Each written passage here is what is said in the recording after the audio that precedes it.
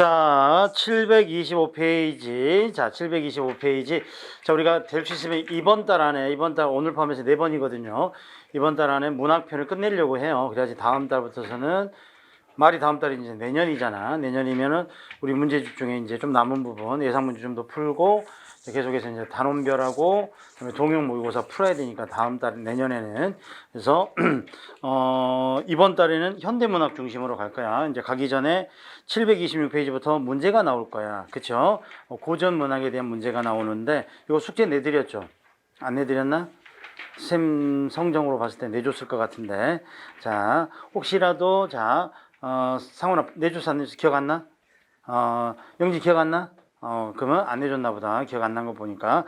그러면 요거는 쌤이 숙제로 내줄게, 숙제로. 그래서 다음 주에 이거 풀어가지고, 쌤 저거 잘 모르는 거 있어요? 그러면은, 저 이거 이해가 안 돼요? 그러면 다음 주에는 몇 개 질문하자. 왜냐면 요 교재는 세설이 돼 있으니까. 오케이? 그리고 어디로 오느냐 한번 봐보시면, 자, 어디로 오느냐, 비문학은 뭐 크게 뭐 비중을 차지하지 않으니까, 자, 어디로 오느냐, 제일 앞으로 와봐봐. 현대문학 와봐봐. 현대문학. 자, 현대문학 그러면 418페이지부터 시작하거든요. 418페이지. 자, 418페이지부터 현대문학인데, 현대문학에는 챕터가 5개로 돼 있어. 챕터가 5개로 돼 있는데, 챕터가 1번이 뭐라고 돼 있어? 418페이지 나와 있는 거, 문학 일반 이론이 나와 있죠. 그래서 문학 공부하니까 문학에 대한 일반적인 것들을 자 공부해 봅시다. 요거고요. 그치? 문학 일반의 이론 요거고.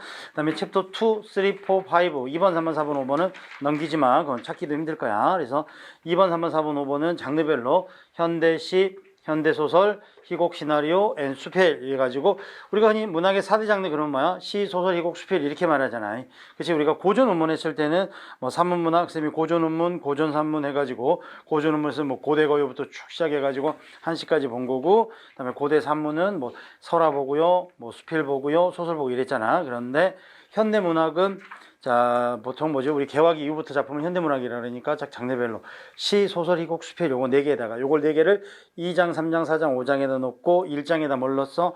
문학 일반 이론 요거야. 문학 일반 이론. 문학 일반 이론은 자, 우리가 교재를 만드는데 안 넣을 수는 없어서 넣는 건데 뭐 시험에 나오는 요소는 거의 없다라고 보시면 되죠. 그래서 자, 선생님 이렇게 쭉쭉 넘어가면 여러분들도 쭉쭉 넘어간 게 아니라 여러분들은 한 번 정도는 뭐 해야 돼? 정독을 해줘야 돼. 그래서 421페이지 보면은 문학의 기능은 크게 2가지입니다. 라고 보시면 돼. 문학의 기능은 크게 2가지입니다. 뭐하고 뭐? 교훈적 기능과 쾌락적 기능이 있습니다. 이거지.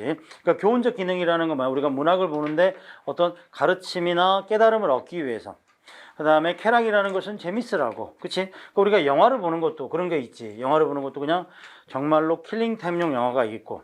그치? 뭔가 삶에 대해서 생각해보게끔 하는 영화가 있지. 그래서, 자, 이런 것들이 바로 소설에서도 쾌락과 교훈이 있더라. 그러면 쌤, 자, 뭐죠? 가장 좋은 기능은 뭘까요? 어찌 보면은 종합적 기능이겠지. 쾌락적 기능도 있으면서 교훈적 기능도 있어야 되겠지. 그래서, 우리 작년에 뭐 아카데미 오래 샀나?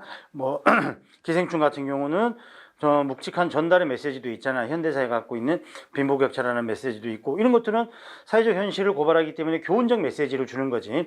근데 또 이야기 자체가 어때? 무겁거나 그렇지는 않고 아주 경쾌한 음악 속에서 재미난 이야기로 자 버무려졌잖아. 그러니까 쾌락적 기능도 있고. 그래서 이게 바로 자 문학의 기능에다만 동그라미 하나만 쳐놓고, 그다음에 문학의 갈래는 뭐 우리가 보통 자 여기서는 지금 뭐냐면 쌤이 문학의 갈래를 4가지 갈래로 나눠서 시, 소설, 희곡, 수필 이렇게 본 거야. 그래서 문학의 갈래는 뭐 2대 갈래, 3대 갈래, 4대 갈래, 5대 갈래, 뭐 많게는 6대 갈래까지 나오는데 자 이렇게 갈래가 있는데 기본적으로는 4대 갈래다라고 보시면 되고요.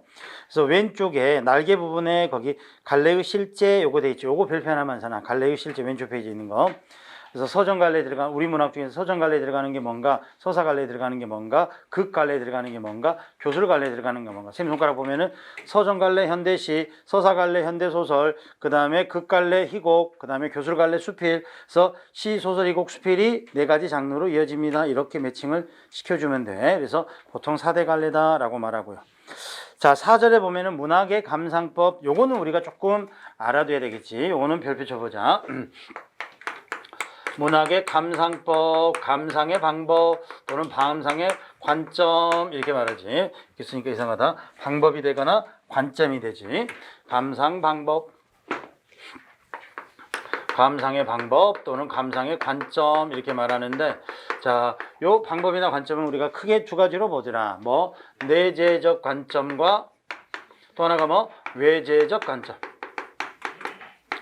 자, 내재적 관점이라는 것은 작품을 감상하는데 오로지 뭐만 보고 감상하자. 작품만.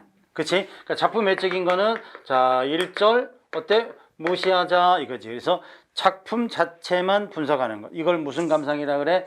내재적 감상법 이렇게 말하지. 그리고 이제 외재적 감상법은 작품을 둘러싸고 있는 자, 작가가 누구냐, 그가 살고 있었던 노래 속에서 나온 현실이 뭐냐, 그리고 우리 독자에게 어떤 가르침을 주느냐, 요 세 가지가 작품을 둘러싸고 있는 외적 요소지. 그래서 작가에 따라서 감상이 달라질 수밖에 없겠지. 이 작품이 김소래 작품이냐, 이 작품이 서정주의 작품이냐, 이 작품이 이육사의 작품이냐에 따라서 감상의 관점이 좀 달라질 수 있겠지. 자, 이런 감상의 방법을 뭐라 그런다? 표현론적 감상. 표현론적 감상. 자, 그 다음에 두 번째는 현실, 이게 나오지. 자, 이 노래가 1935년 일제강점이라는 시대현실 속에서 노래했느냐, 아니면 자, 요 작품이 자, 뭐죠? 1960년 8월 달에 발표되면서 4.19 혁명을 배경으로 하고 있느냐, 아니면 이 작품이 1988년 자, 뭐죠? 87년 6월 항쟁을 배경으로 만들어낸 작품이냐, 이거에 따라서 달라지겠지. 감상의 방법 자체가. 자, 요거를 뭐라 그런다? 반영론적 감상, 이거지. 반영론적 감상. 그다음에 이제 마지막은 뭐냐면 어떤 작품이든 읽혀야 뭔가 의미가 있을 거 아니야. 그치? 독자에게 읽혀야 의미가 있는 거지. 아무도 읽지 않는다면 그건 작품으로서 의미가 없는 거잖아. 그래서 자, 작품이 독자에게 어떤 값어치가 있는가, 이거야. 독자에게 어떤 값어치가 있는가, 어떤 가치가 있는가. 그럼 바꿔 말해서 독자는 그 작품을 보고 무엇을 느끼고 무엇을 배우고 무엇을 기뻐할 수 있는가, 요거지. 자, 요거를 우리가 무슨 관점? 수용론 또는 효용론적 감상 이렇게 말하지. 수용론적 감상 또는 효용론적 감상 이렇게 말하는 거야. 그래서 자, 먼저 다시 돌아가면은 내재적 감상, 그러면 다른 말로는 자, 절대주의 감상 또는 구조주의 감상 이렇게도 말해. 자, 절대주의 구조주의란 말은 무슨 말이냐면 작품을 절대적 가치를 인정하는 거야. 작품에다가. 그러니까 밖에 이게 이육사 작품이 뭐하고, 그치, 한용운 작품은 뭐야? 이게 부처님이 다 필요 없어, 그냥 님이야. 이렇게 해석하는 거. 그 다음에 구조라는 것은 오로지 작품의 구조, 스트럭처만 보는 거야. 스트럭처만 봐서 감상하는 게 내재적 감상법. 그래서 자, 예를 들어서 김소래 진달래 거 보면서 이 시는 자, 전통적으로 7글자 5글자 7호조의 삼음보의 율격을 가져서 전통적이고 민요조의 리듬감을 갖고 있다, 이렇게 감상할 수 있지. 그치? 자, 그랬을 때 그 감상은 바로 뭐가 돼? 내재적 감상입니다. 이렇게 말하는 거야. 내재적 감상. 우리 작품만 봤으니까. 그래서 시열할지, 화잘할지, 시상전결할지, 그치? 요것만 보는 것은 내재적 감상법, 이게 되지. 자, 진달래꽃이 김소월의 작품이야. 김소월의 작품은 뭐 만 33살까지밖에 살지 못했던 자, 어떤 비극적인 삶을 살았는데 그 상황에서 일본 갔다가 관동 제주로 입국해가지고 사업에도 실패하고 많은 상처를 입은 상태에서 사랑하는 님한테 버림까지 봐줬던 자, 이 김소월의 삶의 모습이 담겨 있어. 그러면 이건 뭐가 될 수 있어? 표현론적 감상, 이렇게 해석할 수 있지. 그리고 자, 이 시가 발표된 것은 1925년으로서 여기서 뭐지요? 님의 의미는 어찌 보면은 3.1운동 직후에 잃어버린 우리 민족 전체의 희망으로 볼 수 있고 그 낙원의 세계에서 상실감을 노래한 것이라고도 말할 수 있어. 자, 이렇게 감상하면 이건 반영론적 감상법이 되겠지. 그 다음에 야, 100년이 지났음에도 내 시를 읽어보면은 나는 이렇게 못 살 것 같아. 어떻게 사랑하는 님이 떠나보냈는데 꽃다발을 보내주면서 축복해 줄 수 있겠어? 나 같으면 가서 뒤통수라도 갈겨줄걸? 뭐 이렇게 감상한다면 나에게 있어서 어떤 의미인가, 이렇게 감상해. 이건 뭐다? 효용론적 감상, 이렇게 된다. 이게 이제 문학 감상의 관점. 자, 크게 보면 2개, 나누면 4개, 이게 되지. 그래서 이제 선생님이 별표 쳐놓고 해준 이유는 뭐야? 시험에 나올 수 있기 때문에. 그럼 나오면 어떻게 나와, 이제 문제가? 다음 중 감상의 관점이 자, 다른 하나는 이렇게 나오고 있어요. 다른 하나는 1번, 2번, 3번, 4번. 그렇지? 1번, 2번, 3번, 4번. 오케이? 이렇게 나와. 1번, 2번, 3번, 4번. 뭐 이런 식으로 나올 수 있겠지. 4가지 종류니까 작게 나누면 요거 가지고 4가지를 구성해가지고 문제를 만들어내면 돼. 그래서 이게 표현론이구나, 이게 반영론이구나, 이게 내재적 감상이구나, 요것만 판단해 줄 수 있으면 됩니다. 요겁니다. 자, 여기까지 한번 보시고요. 그 다음에 이제 다섯 번째가, 자, 표현법이라는 게 나오지, 5절에.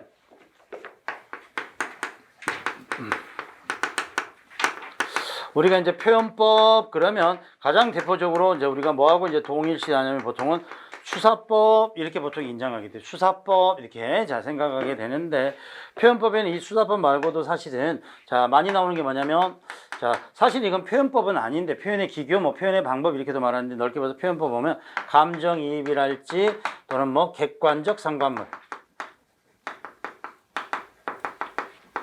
그래서 우리가 자, 이 시의 표현의 방법으로 이렇게 나왔을 때 밑줄 그은 부분의 표현법과 같은 것 이런 문제가 나온단 말이야. 그치? 그러면 자, 1차적으로 뭐냐면 수사법에서 일단 찾으면 돼. 수사법은 또 다시 조금 더 선생님이 세 번에 시켜줄게. 근데 수사법 갖고 못 찾겠어. 그러면 뭐도 표현법이라고도 문제를 낼 수 있냐면 우리 감정이입의 대상물, 시적 화자의 감정을 어떤 대상에 집어넣는 거 있지. 감정이입의 대상물이거나 또는 뭐야 화자의 정서를 대신하거나 화자의 정서를 촉발시키는 자, 객관적인 대상물. 자, 요런 표현법도 있지. 요것도 넓게 보면 표현법이라고도 말하고요. 그다음에 또 뭐가 나오지? 저기 공감각적 심상도 표현법이라고 나오고요. 공감각적 심상. 그치?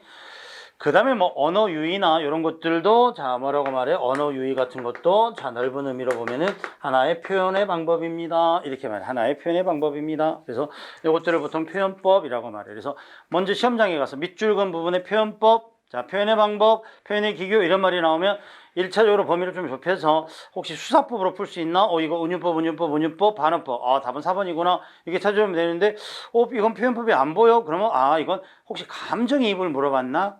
혹시 언어 유희를 물어봤나? 혹시 공감각적 심상을 물어봤나? 그치? 그래서 해설픽, 금빛, 게으른, 울음을 우는 곳, 차마 그곳이 꿈엔드리 칠리아 해가지고 금빛, 게으른 울음 이렇게 나오면 이거는 금빛, 게으른 울음 이거는 표현법은 없거든. 그러니까 수사법은 없거든. 표현법에서.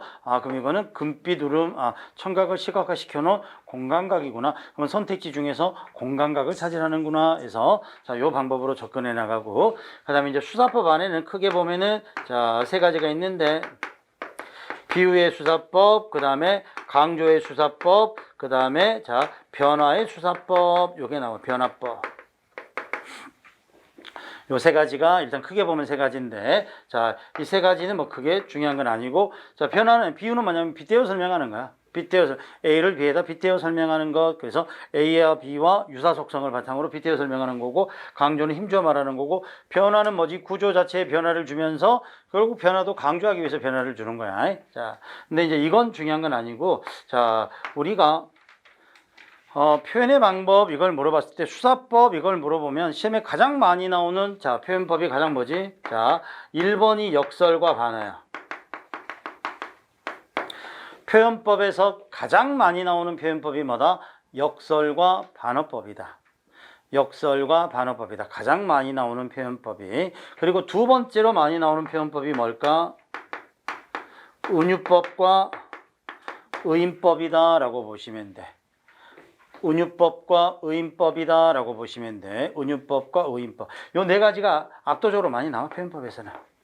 그리고 표현법을 단독으로 물어보면 역설 아니면 반어가 나와. 역설 아니면 단독으로 물어보면 단독으로. 그러니까 하나가 들어가면. 근데 대부분 표현법은 사실 이제 범주가 크진 않잖아. 그러니까 시 하나를 보여주나. 시가 뭐 세 편 나오는 것도 아니잖아. 그래서 수능 끝났지만 쌤도 게을러졌어. 언제부턴가 수능 문제 이제 안 풀어봐. 이제 풀어봐야 되는데. 게을러져가지고 그냥 수능 봤구나 이거 보고 뭐 어려웠다 쉬웠다 이것만 듣지, 옛날에는 다 풀고 그 다음날 해설 강의도 하고 그랬는데 이제 쌤이 공무원으로 옮겨왔잖아요.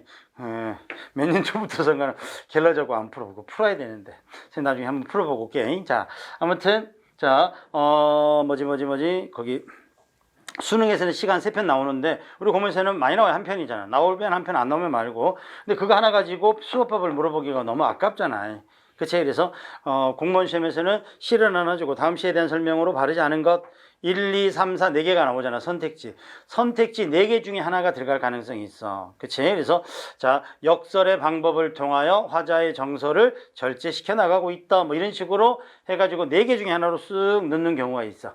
단독으로는 잘 안 나오긴 해. 자, 그랬을 때 나오는 게 역설, 반어, 자, 그다음에 은유는 직유랑 같이 가면 되고요. 의인은 화류랑 같이 가면 되고요. 그다음에 이제 고전 작품에서 많이 나오는 표현법이 뭐냐면 잘 묻지는 않은데 고전 문학에서는 서리법하고 대구법이 압도적으로 기본적으로 많이 쓰입니다.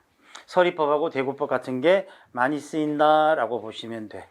오케이. 그래서 그 표현법에 대한 거를 쭉 설명해 놨기 때문에 자, 요것도 그냥 여기서는 일단 쌤이랑은 넘어갈 거야. 그래서 해석을 한번 쭉 보시기 바랍니다.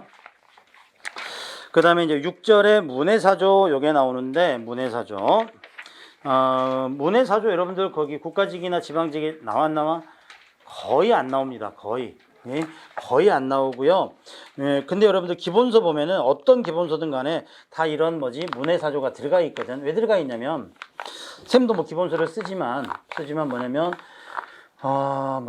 서울시에서 꾸준히 나와서 서울시에서 그러다 보니까 문해사조를 안 넣을 수가 없어. 그래서 넣어놓긴 했는데 국가직이나 지방직에서는 암기 중심이라 요즘은 조금 안 나오는 추세입니다. 그래서 여기 보시면 문해사조의 흐름 432페이지 보면은 제일 먼저 뭐가 나오냐면은 17세기, 자 18세기까지 해서 고전주의, 그렇지?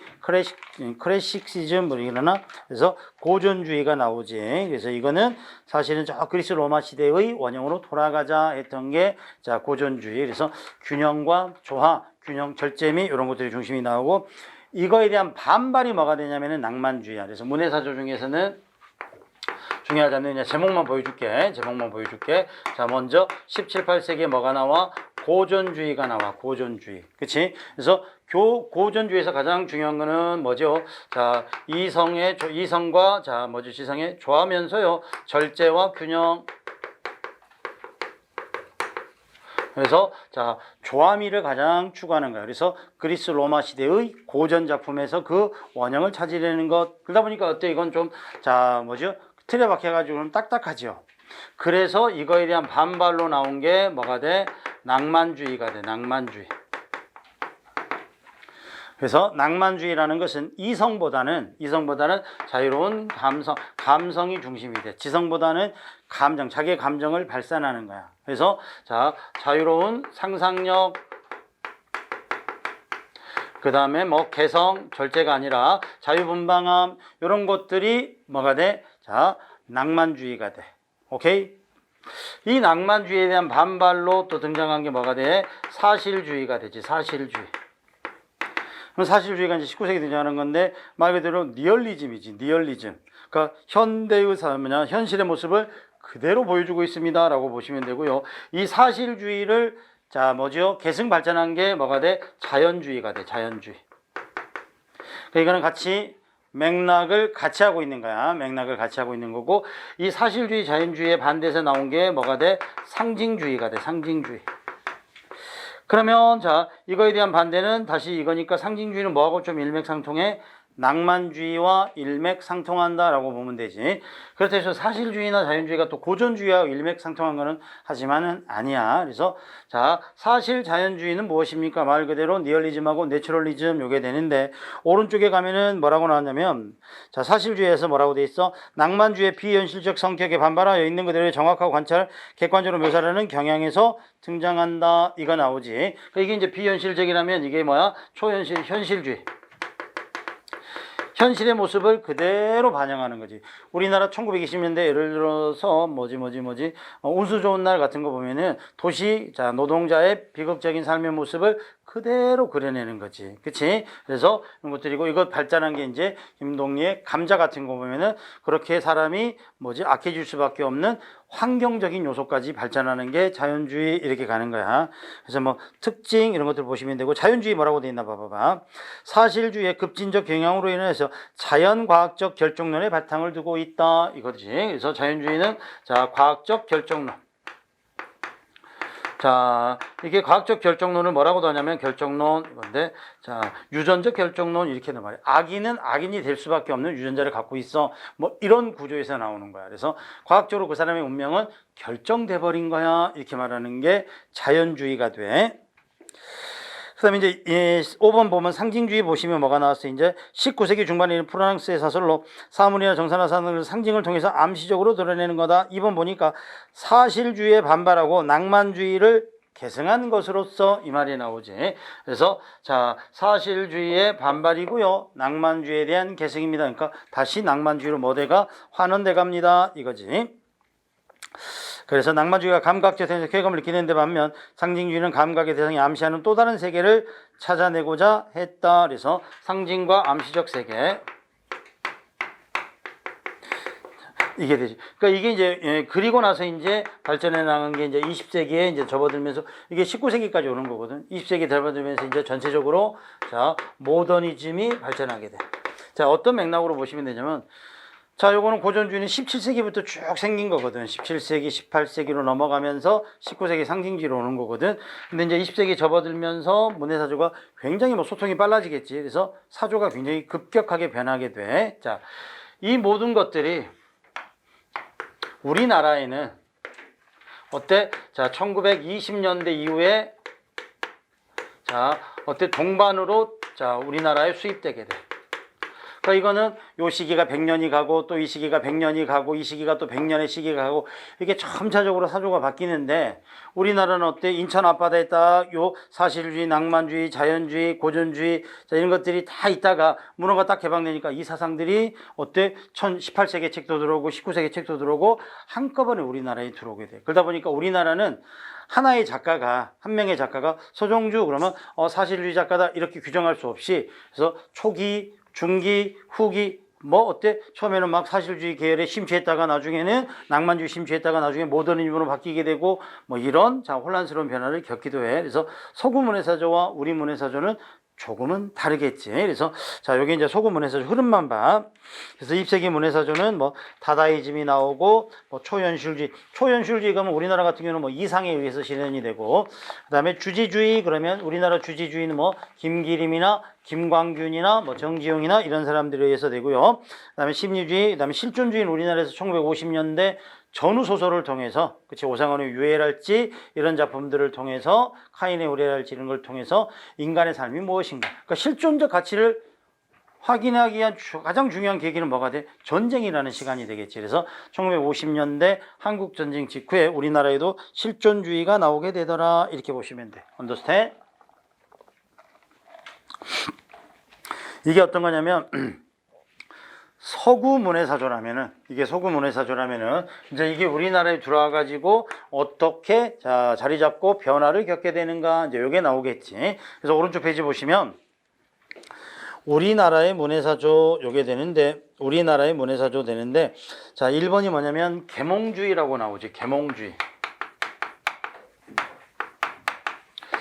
자 계몽주의라고 하면은 이제 우리가 현대문학사니까 참고로 다시 빠져나와서 우리가 현대문학의 출발점을 자 일단 시기로 보면 뭘로 보지? 우리가 고대문학과 현대문학을 나누는 기준점은 동학혁명을 기준으로 하지. 동학혁명을 1894년 자 동학혁명을 기준으로 그 이전 작품을 우리가 고전문학이라 그러고 그 이후 작품을 현대문학 이렇게 말한단 말이야. 그치? 그런데 그럼 동해 1894년이니까 이 기준은 어떤 의미로 보면 19세기까지 문학을 넓게 조금 넓히면 19세기까지 문학을 고전문학이라 그러고 자 뭐죠? 20세기부터를 현대문학입니다 라고 말하면 되지. 1900년대 이후부터. 그치? 그래서 동학혁명 이후에 이제 강화도 조약을 통해서 문호가 개방되잖아. 그래서 계몽주의는 뭐냐면 개화기에서부터 1910년대까지 그치? 주로 이제 1910년대까지면, 자, 보통 뭐지? 한일합방 뭐 전후 시기까지가 주로 계몽주의 시기.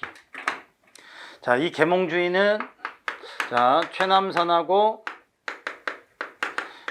이광수 이 두 분에 의해서, 자, 이분들도 나중에 이제, 한일 일제 강점이 길어지면서 친일 행적까지 보여가지고 결국은 뭐 친일 문학가라는 오명에서 벗어나지는 못하는데 초창기에는 그나마 우리 현대 문학의 틀을 닦은 사람이야. 근데 이제 이 사람들은 이제 전부 다 뭐냐면 몽매한 백성들을 뭐 해야 돼? 깨우쳐야 돼.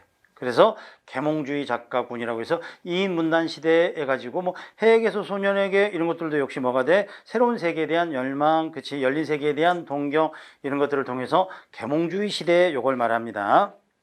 그래서 뭐라고 돼 있어? 3.1운동 이전의 개화기와 그리고 1910년대까지, 그치? 그러니까 1910년대라면은 뭐지 3.1운동 직전까지 요 시기를 우리는 보통 개화기 이렇게 말해. 그 다음에 우리나라의 시문학은 최남선, 이광수에 의해서 개조. 최남선과 이광수 밑줄.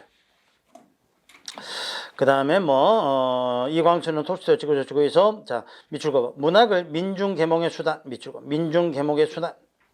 그래서 세 번째 칸 보면은 종교적 인습과 종교적 독단에서 벗어나 민중을 계몽하고자 하는 문학으로서 개화 이후의 신소설과 자 최남선, 이광수 문학이 대표적이다. 그래서 결국 여기서 키워드는 뭐야? 민중을 자 뭐하는 이 사람들에 의해서 민중을 깨우치게 하는 거야. 새로운 세계에 대한.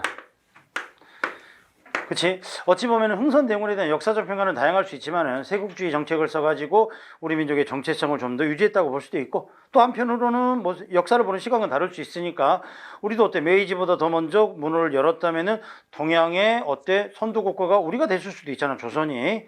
근데 흥선대원에 대한 평가는 뭐 우리가 지금 뭐 평가로밖에 못하니까 어쩔 수 없지만은 자 이 당시에 이제 돼가지고 개화 이후에 빨리 새로운 문물들을 자 뭐죠 하고 부국광명을 이룩하자라고 했던 게 이광수 최남선의 계몽주의 문화. 그 다음에 이제 나오는 게 유미주의, 그 다음에 뭐 퇴폐주의, 낭만주의, 사실주의 요게 나오는데 여기서 이제 유미주의, 그 다음에 퇴폐주의, 그 다음에 낭만주의. 자, 이거는 기본적으로 1920년대야.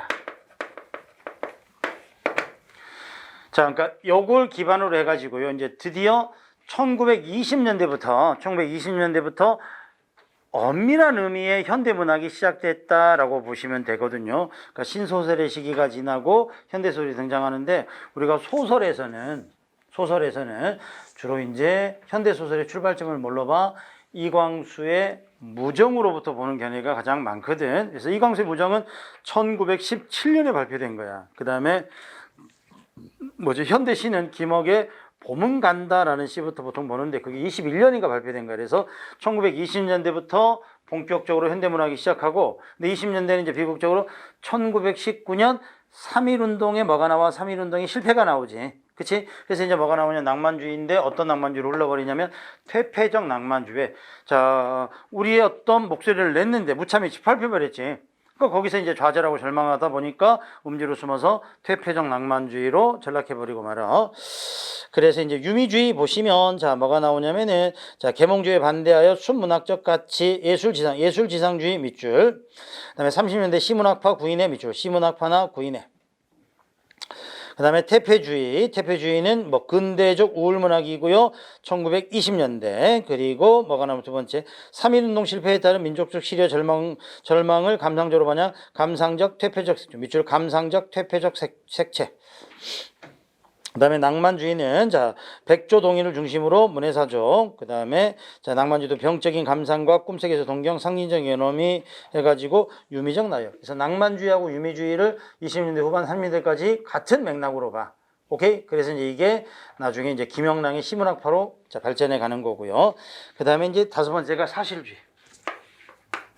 넘어가면 자연주의도 나올 거야. 사실주의, 자연주의. 자, 이것들은 기본적으로 일단 두 개 맥락 같으니까 이때부터 이제 1930년대. 그 다음에 주지시도 나오고 그러는데 사실주의는 자, 뭐가 나오고 창조를 중심으로 하고 두 번째 보니까 계몽주의에 반대해서 그렇죠? 계몽주의에 반대해서 자, 삶의 모습을 사실적이고 객관적으로 보여준다. 그래서 사실적, 객관적 밑줄. 그래서 우리 1920년대, 30년대 보면은 사실적으로 보여준 작품들이 뭐야? 좀 비극적 삶의 모습이겠지. 일제강점기니까. 그런 작품들이 대부분 사실주의 계열의 작품이 되더라라고 보시면 됩니다. 넘어가면 자연주의도 마찬가지. 그 다음에 자, 일곱 번째가 뭐가 나와? 목적주의가 나오지. 목적주의. 경향주의, 경향파라고도 하는데 이건 1925년부터 1935년 이게 딱 중간을 좀 잘라서 말하는데 이 목적주의나 경향파라는 건 뭐냐면 우리가 목적주의 작품은 우리가 뭐라 그러지? 대표적으로 카프문학이라고 합니다. 카프문학. 자, 시험에서 문해사조에서 제일 많이 나오는 게 20년대 낭만주의 사실주의와 그리고 30년대 유미주의 그다음에 유미주의하고 사실주의가 나오는데 그 중간에 카프문학이 또 굉장히 잘 나옵니다. 이 카프 문학은 조선 플로레타리아 문학 동맹의 줄임말인데 KAFP인가 되지. 그래서 플로레타 문학 동맹인데 플로레타 문학 동맹이라는 것은 무산자 계급의 해방을 노래하는 거야. 쉽게 말하면 사회주의 사상의 신봉자들이야. 그러니까 우리나라라는 게 이제 우리나라 조선 땅에 대한제국 땅에 사회주의. 자, 걔는 뭐 공산주의 사상이 사상적으로 이념적으로 들어온 건 언제냐면 20년대 초반이야. 그래서 그 사람들이 처음에 들었을 때는 어때? 만인이 평등하고요. 그치, 많이 평등해서 부르주아 같은 유산자 계급들의 재산을 플로레타 같은 무산자 계급에게까지 공유하는 삶이 현대사회에 가야 될 방향이다. 현혹되지 않겠어? 우리나라도 왜 수백 년 동안 군주제 밑에서 계급주의 시대에 살아왔기 때문에 수많은 양민들이 가난 속에서 허덕였잖아. 그런 상황에서 플로레타 농민들이 해방이 돼. 신분적으로 해방돼야 되고 경제적으로도 대우를 받아야 돼. 얼마나 좋았겠니? 그래서 많은 사람들이 그런 사상에 경도되고 심취했겠지. 그래가지고 일본의 작가들이 그런 사상을 전파하기 위해서 뭐 파스큘라랄지 염군사랄지 이런 조직했다가 1925년에 비로소 카프 문학을 만들게 돼. 카프를 결성하게 돼. 그러니까 문학과 동맹이지. 그러니까 우리는 지금 사회주의 사상으로 뭉친 작가들이야. 그럼 그네들이 쓰는 작품은 뭐겠어? 그치? 부르주아를 타파하고 우리가 노동혁명을 통해서 어때? 계급주의를 타파하고 새로운 세상을 만들자 이거겠지. 어찌 보면 급진적 사회주의 사상이 되겠지. 그러다 보니까 민족주의 사상과 부딪히게 되고 그러고 나서 30년대 후반에 검거를 거쳐서 결국 1935년에 해산되고 말아. 문학적으로는. 그런데 문학에서는 카프가 해산되었지만 우리 사회적으로 정치적으로는 아직도 우리 사회가 딱 두 쪽으로 갈라져 있잖아요. 그렇지 뭐 지금은 뭐 이제 뭐 사회주의자라는 말은 안 쓰지만 간혹가다 뭐 극단적으로 뭐 빨갱이 같은 뭐 문재인 빨갱이다 해가지고 그 사람 뭐 재판 받았는데 뭐 무죄 판결인가 됐잖아. 고영준가 옛날에 있는데 문재인 빨갱이다 해가지고 뭐 이런 것들이 극한적인 대립 정치적 대립에서는 그런 말 쓰잖아. 그렇지? 그러니까 아직도 이건 남아 있어. 잔재는 그 역사가 한 100년 돼가는 거지. 그렇지? 그래서 그때 등장한 게 목적주의, 경향파, 카프 문학, 요게 1920년대 등장하게 돼. 그래서 목적주의 보시면 뭐라고 나왔어? 뭐 두 번째 신경향파의 시작돼 조직적이고 전투적인 계급의식 미치고 조직적이고 전투적인 계급의식이 중심이야. 그래서 부르주아와 플로레타리아 두 단계로 나누어서 플로레타리아의 해방을 노래하고 있는 거. 그래서 카프파에 의해서 이르는 문학이다. 그래서 이렇게 나오지. 그래서 카프 밑으로 고르면 돼. 그 다음에 모더니즘 중에 또 하나가 이제 뭐가 됩니까? 주지주의, 이게 되지. 주지주의. 8번에 주지주의와 그 다음에 초현실주의, 이게 되지. 이것도 1930년대. 주지주의는 뭐냐면 주로 지성에 호소하는 거야. 주로 지성에. 그럼 뭐에 반대되는 거야? 주정하고 반대되는 거지. 주정하고. 그래서 대부분 이 부분 있지. 어딨어? 여기서 유미주의랄지 퇴폐주의, 퇴폐적 낭만주의 이거하고는 조금 상반되지. 그래서 주지주의는 뭐냐면 감성보다는 이성과 지성에 호소하는 거고요. 그러다 보니까 뭐가 나와? 주지주의 같은 것은 감정의 절제가 나와. 일단은 왜? 지성이니까 지성적 사고, 논리적 사고니까 감정의 절제가 나오고요. 그러다 보니까 회화적 요소가 많이 나와. 회화적 요소. 그러니까 마치 한 폭의 그림만을 보여주는 것 같아. 이 그림을 통해서 현대 문명을 비판하고 있어. 현대 사회에 대한 비판과 현대 문명에 대한 비판, 현대 사회가 되면서 인간 소외랄지 현대화가 만들어낸 비극적 결과 있잖아. 이런 것들을 주로 비판하고 있는 게 모더니즘. 그리고 모더니즘이 가장 대표적으로 주지주의. 그다음에 초현실주의는 우리나라에서 뭐 이상으로만 좀 대표되니까 그래서 뭐 1930년대 시대를 좀 초월한 앞선 뭐 선구자였거나 아니면 정신 이상자라고 평가를 받는데 극단의 평가를 받는데 초현실주의적 작가. 그다음에 마지막 9번이 실존주의가 나오지. 실존주의. 아까 뭐라 그랬어? 우리 1950년대 한국전쟁을 기반으로 해가지고요. 인간의 실존적 가치에 대한 탐구, 요걸 했던 게 실존주의 작가고. 이거 그냥 쌤이 그냥 키워드만 보여준 거야. 이걸 한번 쭉 들어보고, 한번 읽어보고, 두 번 읽어보면 좋은데, 이게 왜 어렵냐면은, 문학을 전공한 사람들한테만 어느 정도 이런 내용의 흐름이었어 이거지. 여러분들은 지금 심리학 전공한 친구가 이거 뭐 배울 리는 없잖아요. 근데 아마도 조금 도움이 된다면 대학교 1학년 때 교양 선택 중에 문학개론이라는 걸 들어본 사람은 문학개론이나 철학개론 같은 경우를 좀 초이스했으면 들어봤을지는 몰라. 혹시 문학개론 들어본 사람? 문학개론. 자, 나쁜 새끼들. 자, 쌤은 국문과니까 문학개론 들었고, 선택 기본인가에 철학개론도 있었거든. 철학개론. 그래서 철학개론은 배웠겠다. 그치, 철학개론.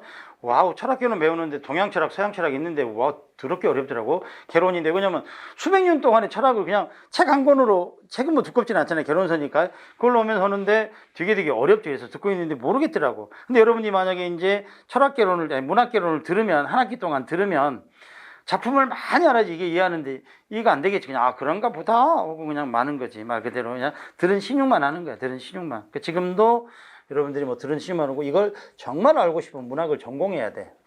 그리고 낭만주의 작가의 특징이 뭐지? 그러면 적어도 낭만주의 작품을 뭐 50작품, 100작품 읽어봐야지 그거에 대한 평가를 우리가 할 수 있는 거잖아요. 그냥 제목만 보고 그냥 낭만주의 특성, 이건 진짜로 가짜 공부지 사실은. 이해되지? 근데 우리 이름만이라도 좀 알아놓고, 자, 시험도 어때요? 아주 깊이 있는 건 안 물어보니까 혹시라도 물어본다면, 자, 이름만이라도 다 놓으셔라. 그 다음에 7절은 437페이지. 이제 이거를 쌤이 좀 쪼개놨어. 이제 개화기 문학, 그 다음에 넘어가서 뭐 10년대 문학, 그 다음에 20년. 개화기하고 10년대는 뭐 최남선하고 이광세에 의한 계몽주의 문학의 시대라고 말하면 되겠지. 그 다음에 20년대 문학하고 30년대 문학이 나오는데, 여기 439페이지에 20년대 문학 별표. 그 다음에 442페이지 30년대 문학 별표. 자, 혹시라도 현대문학사가 나오고 현대문학의 작가군이 나온다면 20년대하고 30년대가 나올 가능성이 90%야. 오케이? 뭐 최남선, 이광수 이야기 안 나올 거야. 오케이? 그래서 요 두 연대가 가장 중심이에요. 문해동해지도 보통 이제 1920년대 때 자, 시작하기 때문에 요때부터 자, 문해동해지랄지 작가군들 보시면 돼. 자, 여기까지 해서 자, 문학 일반을 그냥 했다고 치는 거야. 오케이, 여기까지 했다고 해서 했다고 치는 거야. 자, 그리고 이제 본격적으로 작품 분석을 자, 시작해 보려고 해. 작품 분석을. 자, 현대시 나오잖아. 현대시. 자, 이제 챕터 2 보시면 자, 현대시 이렇게 돼 있지. 자, 뭐 시의 정의, 시의 특성, 시의 언어, 시의 요소 나오는데 4번에 시의 요소. 시에는 반드시 세 가지 요소가 들어가야 돼. 음악적 요소, 운율이지. 회화적 요소, 심상이지. 의미적 요소, 주제지. 그 운율이 있는 글로 대상을 그리시 보여주면서 주제를 전달하려고 하는 게 바로 뭐다? 시다라고 보시면 돼. 자, 넘어가 봐. 내용 요소, 형식 요소. 그 다음에 시의 갈래. 자, 자유시, 자, 정형시, 자유시, 산문시 이렇게 되어 있는데, 자, 우리는 있잖아요. 지금 현대시지. 현대시는 정형시는 없습니다. 현대시에는 정형시는 없습니다. 자유시 아니면 산문시입니다. 자유시 아니면 산문시. 우리가 배우는 거는 99% 자유시입니다. 오케이? 그 다음에 뭐 님의 침묵 같은 경우는 연의 구분이 없으니까 산문적 율격을 가지고 있다 이렇게 말하고, 조지훈의 봉황수 같은 경우는 조지훈의 봉황수거나 백석의 모닥불 같은 경우는 행의 구분도 없고 연의 구분도 없어요. 그런 것들은 뭐라고 보면 산문시라고 봅니다. 그거는 우리가 배우는 100개 중에 한두 개 나오는 겁니다. 그래서 형식상 자유시 이렇게 보시면 되고요. 내용상 서정시, 서사시, 극시 되는데 우리 극시는 안 배웁니다. 전혀 없습니다. 우리 현대시에서. 서정시하고 극시인데, 극시는 현대시에서 서사시는 현대시의 서사시는 우리가 문학사에서 딱 하나 작품을 꼽습니다. 김동완의 국경의 밤이라는 작품을 딱 하나를 봅니다. 국경의 밤이라는 작품을. 김동완의 국경의 밤, 요것만 서사시고요. 나머지는 전부 다 서정시입니다. 이렇게 말해요. 전부 다 서정시입니다. 오케이? 자, 서사시라는 것은 뭐냐면 여러분들이 알아둬야 돼. 서사적 성격을 갖는 거하고 서사시하고는 달라. 우리가 여러분들이 문학 수험생에서 문학을 공부하는 거는 서사시라는 이름을 가진 작품 딱 두 개밖에 없습니다. 고전에서 하나가 있고요. 그다음에 현대시에서 하나가 있는데 고전에서는 뭐가 있냐면 이규보의 동명왕편이라는 게 있어요. 근데 이거는 한시예요. 한시. 안 나옵니다. 동명왕 신화를 주몽 신화를 민족의 자긍심을 위해서 기록을 남겨놓은 거야. 시로. 이게 이제 서사시야. 이상하다. 이게 서사시야. 그리고 또 하나가 뭐냐면 현대시에는 김동완의 국경의 밤이라는 시야. 그치? 그래서 국경 지방에서 밀수입하는 남편을 걱정하는 아내의 마음을 쭉 스토리 구조로 연작시처럼 해놓은 거야.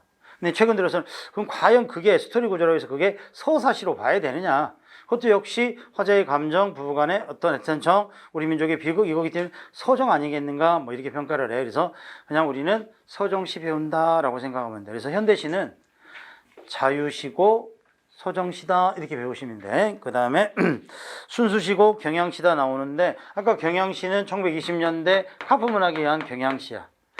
이게 시험에 나올까 안 나올까? 안 나오겠지.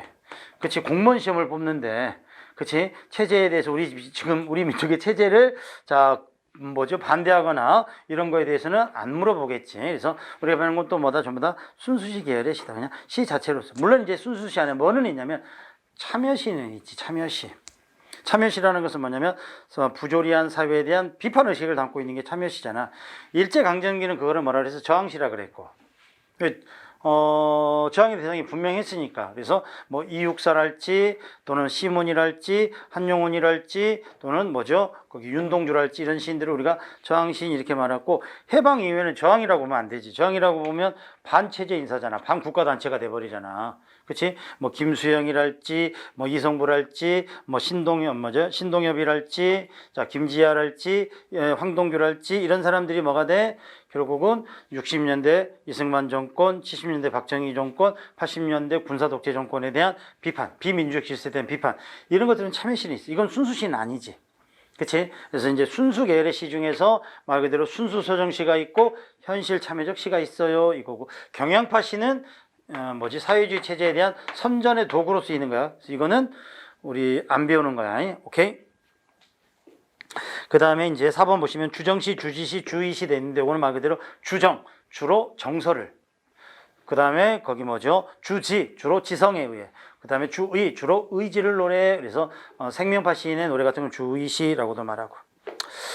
자, 운율 같은 경우는 여러분이 시를 읽을 때 찾아낼 필요는 없어. 시를 읽으면서 찾아낼 필요는 없는데 선택지에서 물어보는 게 있으면 그때 가서 이 시가 이렇게 돼 있구나 이렇게 보시면 돼. 그래서 운율 보시면 위율이 있고 음성율이 있고 음수율이 있고 음보율이 있는데 우리나라 시에서 가장 많이 쓰이는 운율은 3번, 4번 음수와 음보야. 그것도 이제 음수는 뭐냐면 음수는 글자 수지. 그래서 현대시의 글자 수는 뭐가 많냐면 3, 4조가 되거나 7, 5조가 되거나 두 개야. 선생님 8, 7조는 없습니까? 만약에 8, 7, 8, 7, 8, 7을 의도적으로 쓰면 그건 8, 7조라고 말해도 돼. 근데 지금까지 우리 현대시 보면은 대부분 3글자, 4글자, 3글자, 4글자 쓰거나 아니면 7, 5, 7, 5 쓰거나.